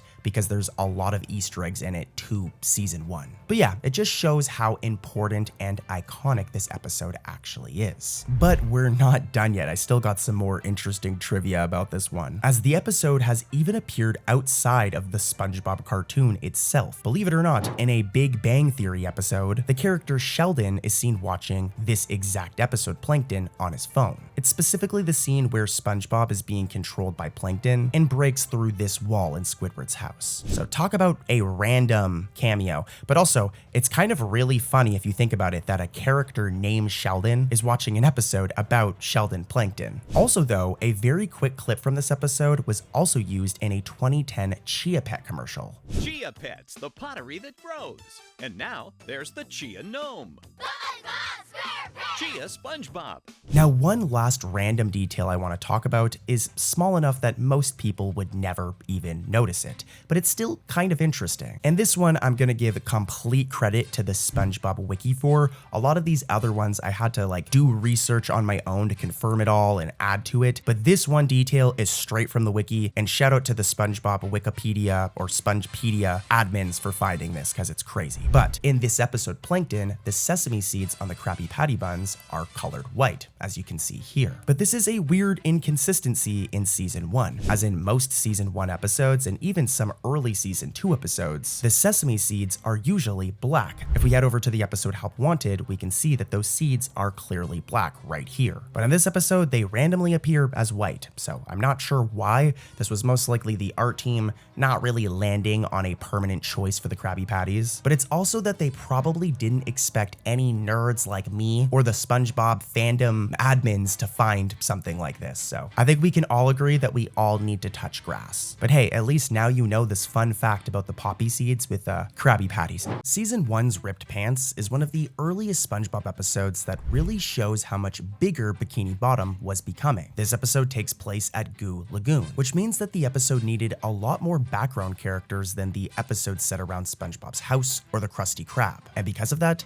this episode actually served as the debut of a huge number of incidental characters. Now, we gotta remember that before this, we only knew of 2 or 3 incidental characters. We knew of Fred in Incidental 3, but this episode expanded on this concept a ton, introducing 50 plus new incidentals, including Incidental 2, Incidental number 4, and all of them all the way up until Incidental number 49. I'm showing a bunch of their different model sheets on screen right now, and yeah, it might not seem like a big deal right now because we're in the modern day and we see these characters all the time, but this was the first time that the art team ever drew these characters for an episode. It's crazy to think that there was a time before these characters were even created, as a lot of these background fish are still used to this very day. Some of them even have names and have full-on episodes about them, which is pretty crazy because many of them were originally just created to fill out a beach crowd. Since Ripped Pants has so many public scenes, especially with SpongeBob embarrassing himself in front of everybody, the art team needed a much bigger cast of random Bikini Bottomites. For example, this scene right here. You okay, SpongeBob? I guess so. Except I ripped my pants. The whole point of this episode is that SpongeBob rips his pants. He realizes that he gets attention for it, and then he just keeps on chasing that same reaction. And this only actually would work in this episode with an actual crowd of different characters watching him. Even with all of those new designs though, the art team still did not have enough unique background fish to avoid repeats completely. And thus, there are a few moments where duplicated characters can be spotted. I mean, it's a very small detail that only a nerd like me would notice, but it is funny considering all of the new characters that were made just for this episode. Moving on though, the actual ripped pants gag from this episode ended up becoming one of the most iconic moments from early SpongeBob. And I can confirm this as a young millennial who grew up during the era when this episode aired on TV. When I'd go to school, this was a massive joke that people would reference. You know what would go good with that? No, what? Ripped pants. Well, this moment became memorable enough that Fisher-Price eventually made a toy based entirely on this one episode. The toy features SpongeBob with pants that can rip, of course. And the toy also plays the Ripped Pants song. It's interesting because this is a very specific thing to turn into merchandise, but I mean, it just shows how recognizable this episode actually became. And one interesting detail about this toy is that the song from the episode is not actually performed in the same way that it's performed in the actual episode. I know I shouldn't mope around, I shouldn't curse. For one, in the actual episode, the song isn't sung by SpongeBob's voice actor Tom Kenny, and it's instead sung by Peter S. But in the toy version, Tom Kenny sings it for some reason. I know I shouldn't mope around, I shouldn't curse, but the curse feels so much worse. Just winding up with love was a lot less fun than a burn from the sun or shivering in mud. Nonetheless, it's an interesting piece of SpongeBob history, and here's the commercial. Let's give it a watch. I need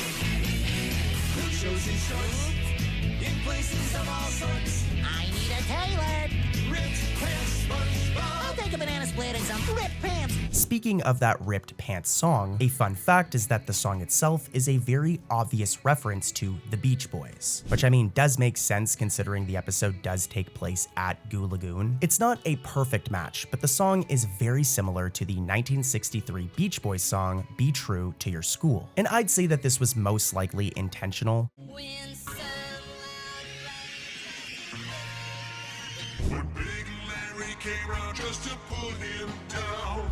Like I already said, the episode is built around a beach setting with fish surfing in the background, so a Beach Boys style song was like kind of perfect for the episode. Ripped Pants is also the first episode for a few major SpongeBob staples, so let's dive into that, as this episode served as the debut of one of SpongeBob's most signature things, that being his signature laugh. Did you order 20 cases of ripped pants?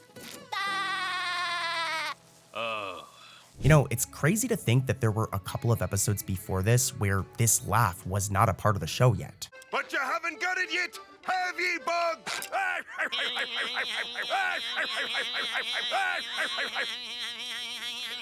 But yeah, this episode, Ripped Pants, marked the introduction of that famous laugh, which I mean, come on, would go on to be one of these sounds most associated with the entire series.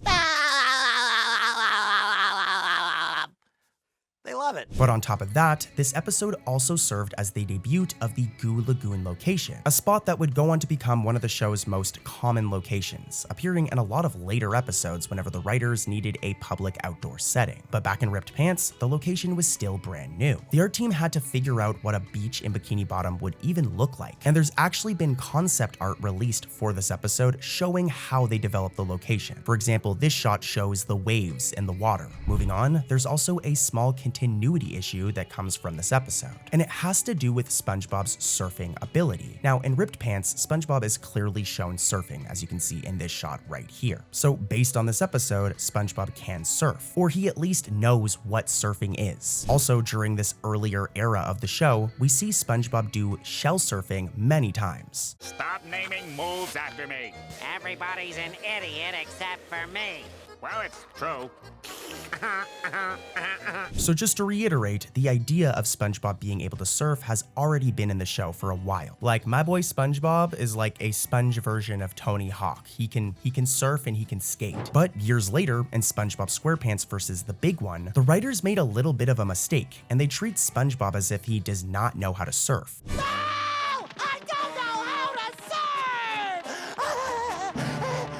It's not a big deal, but it does create a pretty weird continuity error. And I mean, don't get me wrong, obviously SpongeBob continuity has never been perfect, and the show often cares way more about the joke or the gags than keeping every old detail consistent. But this one just kind of stood out, and I wanted to highlight it. It also shows a point that I make often, that it seems a lot of the later writers of the show, after Steven Hillenburg left the show, were not as educated on SpongeBob lore. But as I've said many times, I mean, the idea of SpongeBob lore metaphor is already kind of ridiculous, right? But another reason that this episode is worth talking about is that Tom Kenny, SpongeBob's voice actor, has said that it's one of his favorite SpongeBob episodes. This is how you guys know that I go really hard, because for this we need to use a DVD special feature, the Backstage Pants DVD featurette, where Tom Kenny goes into detail about how he feels about the episode. Rather than me explaining the whole thing, here, take a listen for yourself. Here's the actual clip from the DVD. I think one of my favorite episodes is Ripped Pants, the one where SpongeBob rips his pants by mistake and gets a laugh out of it, and then overplays his hand by doing it one too many times, and people get bored with it, and he realizes that jokes have a lifespan. And I think that's something that happened to me a lot as a kid, where you would accidentally hit on something that was really funny, and you would just do it over and over and over again. And when people stopped laughing, it was kind of like a slap in the face. It kind of hurt.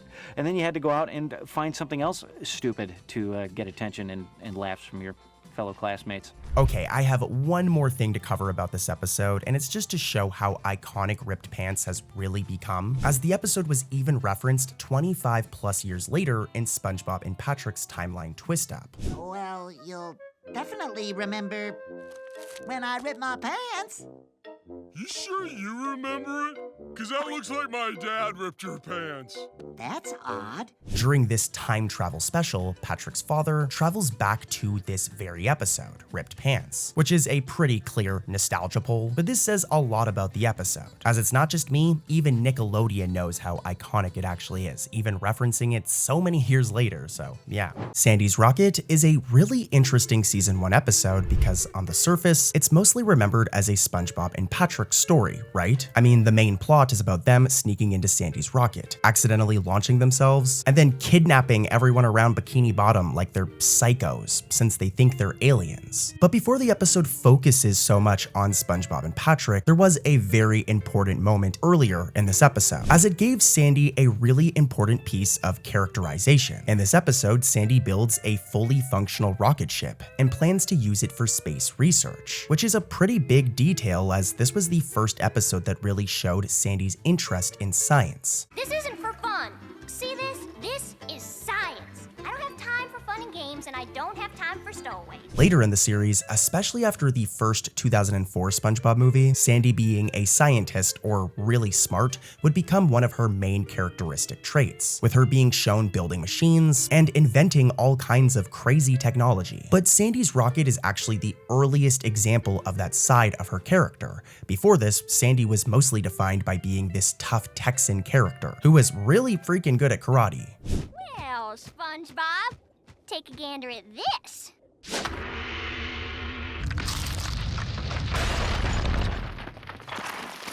But this episode added another layer to her, and honestly set up one of her most important traits as a character in my opinion. I'm gonna move on to other Easter eggs, don't worry, and other facts, but I mean, really think about it. There are so many SpongeBob episodes that are very dependent on this trait of Sandy. Moving on though, SpongeBob and Patrick end up messing with Sandy's rocket and launch it into space. And during the rocket's takeoff, there's a quick little gag where Patrick is seen playing a video game on one of the screens inside the rocket. He's having a good old time. This is Sandy's big rocket, not some kind of fun house.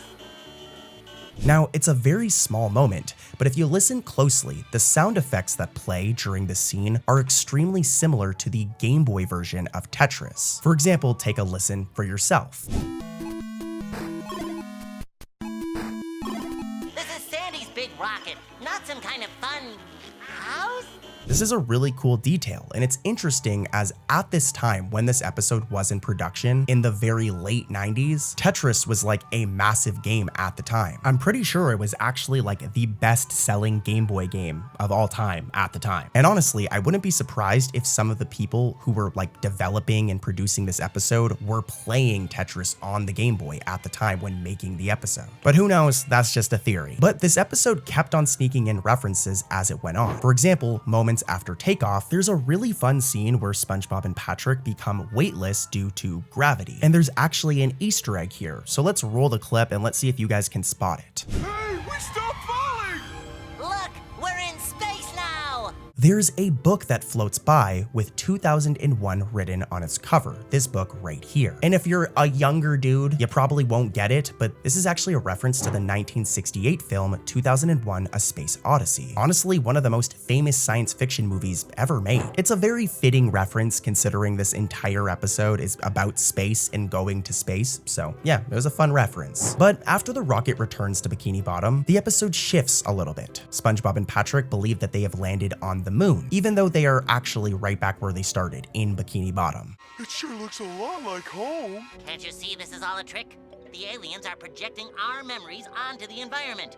You're trying to confuse us, Patrick. I love you, SpongeBob and Patrick, but you guys are bozo sometimes. Like, could you not tell that you were in Bikini Bottom? Like, you can literally see your house in some shots, SpongeBob. But because of their mix-up, they start assuming that because they're on the moon, that everybody they're seeing in town is actually an alien pretending to be a normal Bikini Bottom resident. So this leads to them capturing a bunch of familiar-looking fish. And this is where a pretty underrated character detail comes in. Now, who remembers the character Flats the Flounder? Hi, SpongeBob. I'm gonna kick your butt. A lot of people mistakenly think that this character first appeared back in the episode The Bully, since that is his most famous episode, and it's very nostalgic for a lot of fans. Dad, what are you doing? Nothing, son. What did I tell you about talking to strangers? Now he's gonna kick my butt. Well, it turns out that Flats the Flounder's actual first appearance was in Sandy's Rocket, something that I completely missed as a kid. And it's because it's during a very quick shot, as he shows up during the sequence where SpongeBob and Patrick do a montage of rounding up different Bikini Bottomites and trapping them. So yeah, a fun fact here that Flats the Flounder actually debuted in this episode. And again, it's something that I feel like a lot of fans don't realize. Moving on though, to capture everyone, SpongeBob and Patrick use these net guns right here. And you'd think that they just stay in this episode, but they actually were featured outside of the actual TV show. And here's why. When developers make SpongeBob video games or any licensed video game, they're usually given art assets and reference material from the show so that the games can pull from actual episodes. And a fun example of this is that the net guns from this episode, Sandy's Rocket, were later used in two different SpongeBob video games, Legend of the Lost Spatula and Operation Krabby Patty. And the reason this is interesting is that this is a very specific reference. I mean, the net guns are not some like reoccurring SpongeBob item or object. They're like literally only tied to this episode, so seeing them represented in other forms of SpongeBob media is cool and it's world building. You know what I mean? If we see something in one episode, it could appear in another form of SpongeBob media. For example, those boots that Sandy made in the episode Stuck on the Roof, we talked about it before, but those were a random item exclusive to that episode, but they were eventually used in a video game, so cool stuff. Let's get back to the plot though, as just before SpongeBob and Patrick capture Squidward, they analyze him because they think he is an alien. But more importantly, this scene and section of the episode includes a few clear nods to the 1979 film Alien. The most obvious one happens when Squidward tentacles attaches to Patrick's helmet. Pardon my French, but get this thing off me! For those of you who don't know, this is actually a direct reference to the facehuggers who were featured in the Alien franchise. Now, this joke works because Squidward is not doing anything alien at all. He's just being typical old Squidward. And I mean, what better episode to include a reference to the Alien movies than an episode where SpongeBob and Patrick think that everybody are literally aliens? Which again, they are so dumb for falling for this. I'd expect this from Patrick, but not from SpongeBob. There's also another reference to the Alien films in this scene, and it has to do with Squidward's water bottle, as the way that SpongeBob's hands appear under the light inside the bottle looks really similar to how the eggs appeared in the Alien movies. Also though, respect to the writers and the art team for including like a reference to a dark sci-fi horror movie within a kid show. But yeah, there's another reference in this episode, so let's keep it moving, guys. There's a lot of them in this one episode. Now, as we mentioned, SpongeBob and Patrick briefly go to space during the first half of this episode, but by the end of the episode, SpongeBob goes to space again.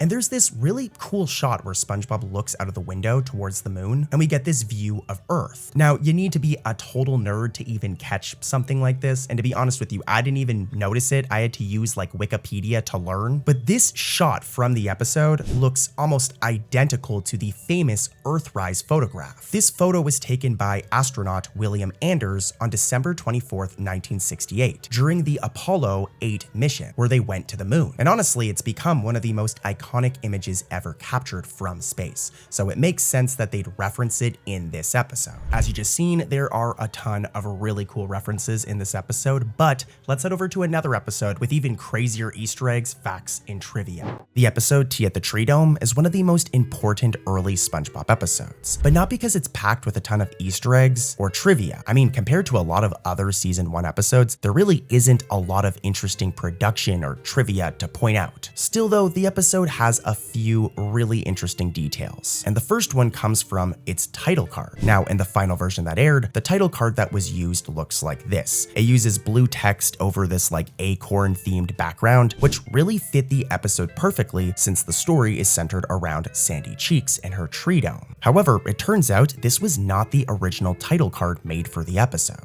Eventually, the SpongeBob community discovered the original title card via a video game, the SpongeBob Super Sponge video game, which actually contained a bunch of old production assets, which is like crazy that fans got their hands on this. And if we do a side-by-side, we can see the differences between the original and the final version. That by itself is already a cool piece of SpongeBob history, but the story of this title card gets even more surprising, as the scrapped version was not just forgotten forever. It was later remade in 16:9, and like 26 years later, it was used for the season 15 episode, A Fish Called Sandy. I mean, talk about a full circle moment, right? And honestly, I'm surprised that the art team even remembered this title card, which makes me wonder, maybe the art team makes a ton of them in advance, but who knows? Another cool fact about this episode though revolves around the debut of Sandy Cheeks. And don't worry, it isn't the actual debut, that isn't the fact here, but it's more regarding her relationship with SpongeBob in season 1. Steven Hillenburg once stated in a SpongeBob DVD special featurette that he created Sandy as a strong female character who could be SpongeBob's friend, but never a love interest. That detail matters because it explains why SpongeBob and Sandy's relationship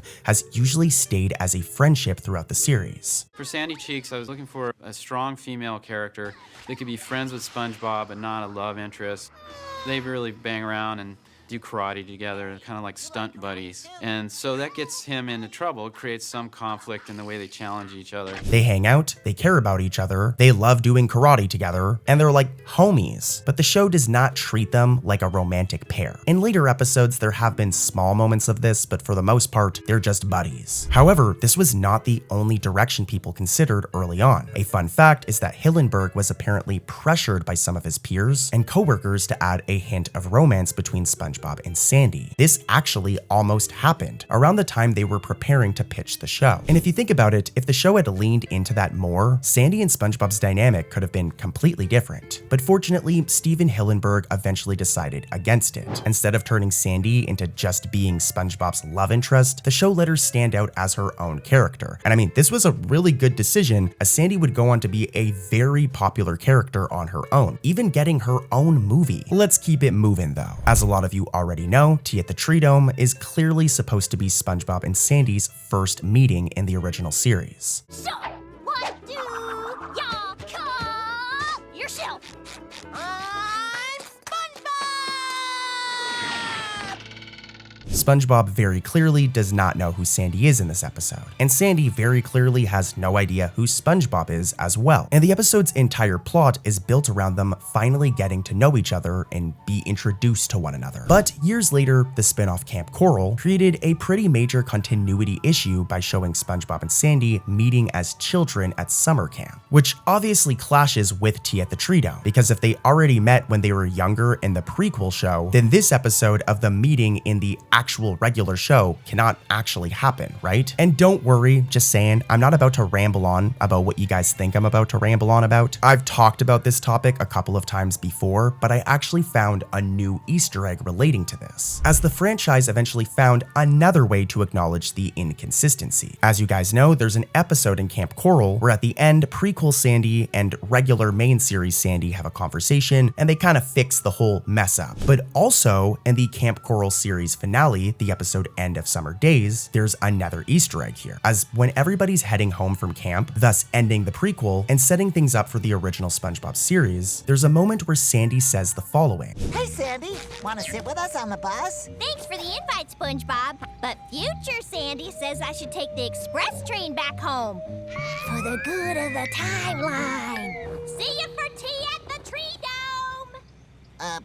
What did any of that mean? As you just heard, Sandy explained that she cannot board the bus due to her needing to preserve the timeline. And then she follows up by saying, see you for tea at the Tree Dome. If you couldn't already tell, this line is a direct reference to this episode. And it was basically the show's way of pointing back to Sandy's original introduction. I really like this one just because it was the writers being conscious of SpongeBob canon and lore, which already sounds kind of ridiculous, right? Like SpongeBob canon, but it is a thing. And if you're gonna do a show with multiple spin-offs and multiple seasons, there does need to be a bit of a canon to follow here. One more thing though, as the last major thing I want to mention about this episode is one of its most memorable scenes. When SpongeBob enters Sandy's tree dome, he starts drying out because he is a sea creature and the tree dome is filled with air. You know, you're the first sea critter to ever visit.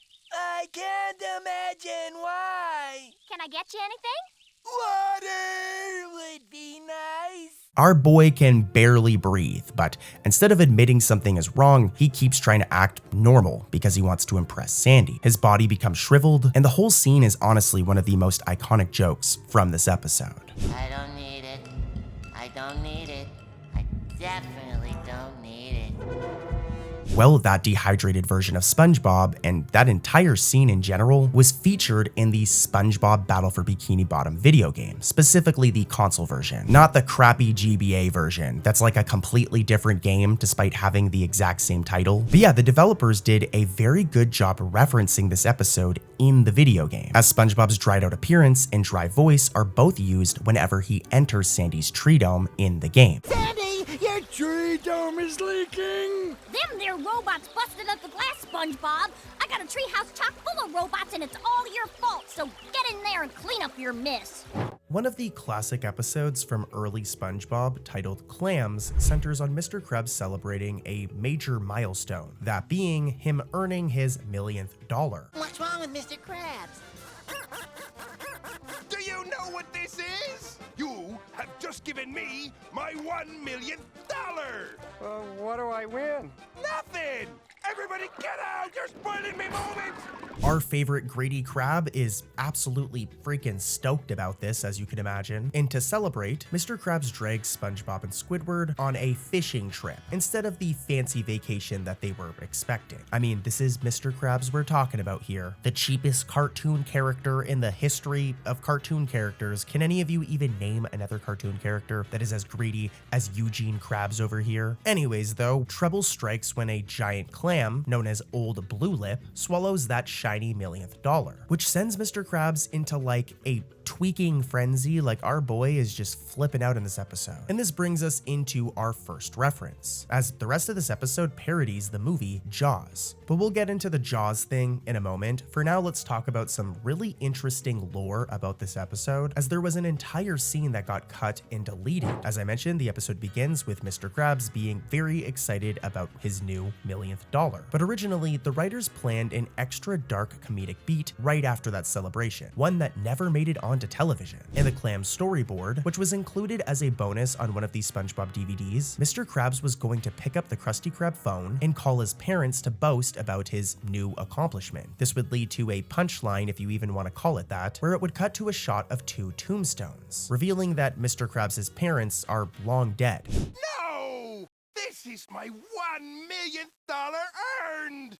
Every crowd's goal in life is to make $1 million, and now I got mine! Mom, Dad, I finally done it! I made me millionth dollar! That's great, son! This morbid joke went as far as having art assets like made for it for the episode. For example, we can see painted background art made for the gravestones and for the payphone that was supposed to be inside the Krusty Krab. But as I've mentioned, this scene was eventually cut during production. And why? There are two big reasons. First, it created a continuity error. Mr. Krabs' mother, Mama Krabs, or also known as Betsy Krabs, had already appeared alive in earlier episodes, for example in the episode Sailormouth from season 2, where she scolded Mr. Krabs for his bad language. Here's the thing though, Betsy Krabs was also slated to appear in another season 3 episode titled Midlife Crustacean, so killing her off in Clams would conflict with those appearances. In terms of Mr. Krabs' father, we hadn't actually met the dude yet. He does eventually appear later on, but at this point we didn't really know much about it. Nonetheless, the storyboard team realized that they were about to orphan Mr. Krabs, so they wisely pulled the plug. But there's even another reason, as even by SpongeBob standards, the joke was honestly very, dark. It's basically just a joke about Mr. Krabs' parents being dead, with no, actual payoff, which is funny that they were going to do it, but it would have felt somewhat out of place considering the lighthearted nature of this episode. Moving on though, once the episode shifts to the fishing trip portion of the episode, Clams goes full on Jaws. It's like a love letter to the movie, with almost every aspect of the famous 1975 shark thriller being spoofed. In fact, Clams was originally going to wear its inspiration on its sleeve, as the working title for the episode was originally Sponge Jaws. Early production materials and model sheets still refer to it by that name, as you can see right here. So this isn't just some sort of long-time rumor. Nickelodeon eventually changed the title to the less on-the-nose Clams, likely to avoid any legal issues or too obvious allusions to Jaws. But let's dive into some of these references. For example, the plot and characters. Just like in Jaws, where three men, Quint, Brody, and Hooper, head out on a boat to hunt a great white shark, here we have Mr. Krabs, SpongeBob, and Squidward on a boat hunting a giant clam. Mr. Krabs is the Quint of the story, the obsessed sea captain driven to madness by the creature, while SpongeBob takes on the role of Chief Brody, and Squidward takes on the role of Matt Hooper. And there's other references. For example, the boat they use is called the SS Cheapskate, a direct reference to the SS Orca from Jaws. And there's also the musical cues, as the music in this episode is very similar to John Williams' score for Jaws. Even the episode's title card art and lettering evoke the style of Jaws posters from back in the day. And there's even scenes that are very similar to scenes from Jaws. For example, when Mr. Krabs uses SpongeBob and Squidward as bait to lure in the monster clam, as this mirrors a scene from Jaws, of course, where the character Hooper is also used as bait to lure in a shark. But Jaws wasn't the only sea tale echoed in Clams. The episode also has some cool references to the classic novel Moby Dick. In fact, just like Jaws, one of the early working titles for Clams was Moby Dollar, which, I mean, come on, an obvious reference to Moby Dick. Not only that, but there's also a gag in the episode that directly references the book. And honestly, it's something that went completely over my head as a little kid. But later on in the episode, when Mr. Krabs is really freaking out about the dollar, he throws all of SpongeBob and Squidward's food off of the boat. They're literally stranded on this boat, so they're just screwed now, and all that's left is one sandwich. Then I guess I have no choice but to offer a reward. You're kidding. It's this sandwich. A sandwich? You expect me to break my back over a sandwich? This is actually a reference to Moby Dick, as in that book, the captain nails a gold coin to the ship as a reward for whoever spots Moby Dick first. Now, one other thing I want to talk about in regards to this episode that's very interesting is that this episode was actually Stephen Hillenburg recycling some of his older work, as Clams shares a plot and even a specific joke with an episode of Rocko's Modern Life, another cartoon that SpongeBob's creator Stephen Hillenburg worked on in the 1990s. The episode in question is Fish in Chumps from 1995, where Rocko and his friends go on a fishing trip and encounter a massive, vengeful fish. If this sounds familiar, it's because, I mean, come on, it's very similar to Clams and is very similar to Jaws as well. It seems that Hillenburg essentially took the fun framework from that Rocko episode and refashioned it for SpongeBob and a clam. We know this because this episode, Clams, was made by both Stephen Hillenburg and written by Mark O'Hare. And if we go back to Fish and Chumps, that episode was also made by Stephen Hillenburg and written by the same writer, Mark O'Hare. So I imagine that these two are massive fans of Jaws. Both episodes even feature a very similar gag. In Clams, while the Krusty crew are going fishing, SpongeBob accidentally uses Mr. Krabs' millionth dollar as bait, literally casting it into the ocean. As this happens, music very similar to the movie Jaws starts to play. Very suspenseful, dramatic music. Mr. Krabs realizes this and breaks the fourth wall, with him acknowledging the music and telling it to stop. Stop playing that music! Stop it, please! Well, this exact same gag happened back in that Rocko's Modern Life episode. That same style of music starts playing just as one of the characters is in trouble. And because of this, we get the exact same gag, with the character Filbert acknowledging the music and stealing this dude's instrument right here. Elba, do something quick! So yeah, lots of cool details when it comes to this episode. It's a classic episode and it's a banger. Let me know in the comments how you guys felt about this clams section. Just because this one has no Easter eggs, it's more just behind the scenes and just facts about this episode. So let me know if you guys actually enjoyed that. Either way though, let's head over to another episode.